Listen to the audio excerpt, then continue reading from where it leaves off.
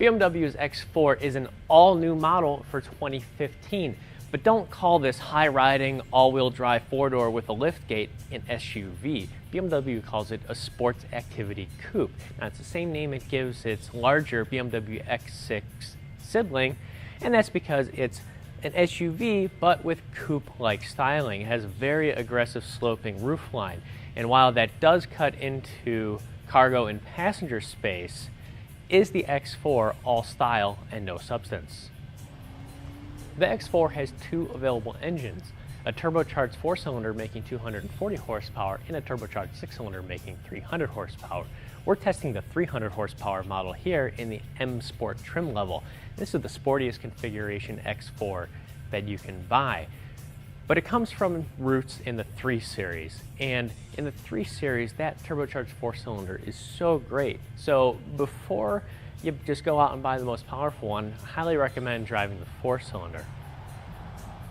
What's included in the M Sport package are a number of aesthetic and mechanical changes. Those include an aerodynamic kit, 19-inch wheels, and a sport suspension, among other interior pieces as well. But on the outside, you see the M Sport in the very aggressive front, side, and rear styling.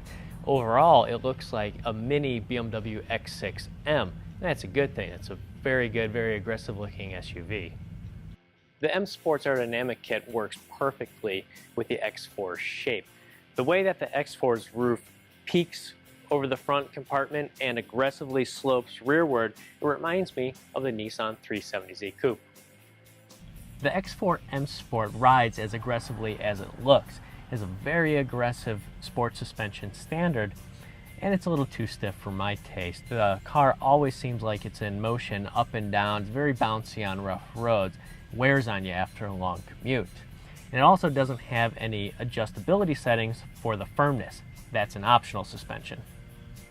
The suspension is certainly rewarding in the fun to drive factor, as BMW's signature tight chassis and steering tuning are prominently displayed in the X4 M Sport, just like they are in the cars that the X4 is based on, including the 3 Series and X3.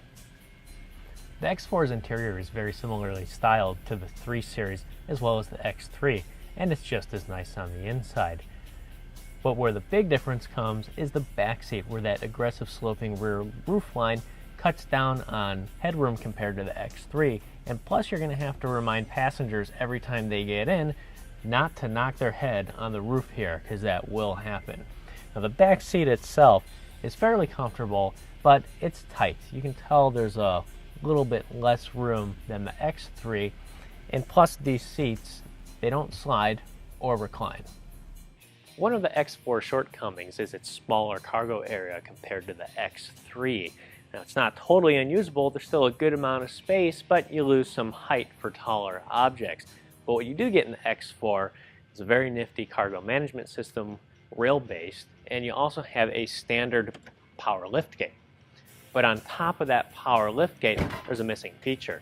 There's no rear wiper. And we noticed that was a problem while driving in the snow, where snow would build up on the back. SUV will have that. A coupe won't. And speaking of driving in snow, the X4 sits 1.5 inches lower than the X3. When I was driving in moderately packed hard snow, I was always afraid I was going to rip off that very attractive front styling. The X4 definitely leans more towards form than function. At $55,000, this car is definitely less usable than a BMW X3. But for those looking for something a little sportier than an X3, BMW at least gives you the option of a sport utility vehicle, like, well, sports activity vehicle. No, sports activity coupe like the X4.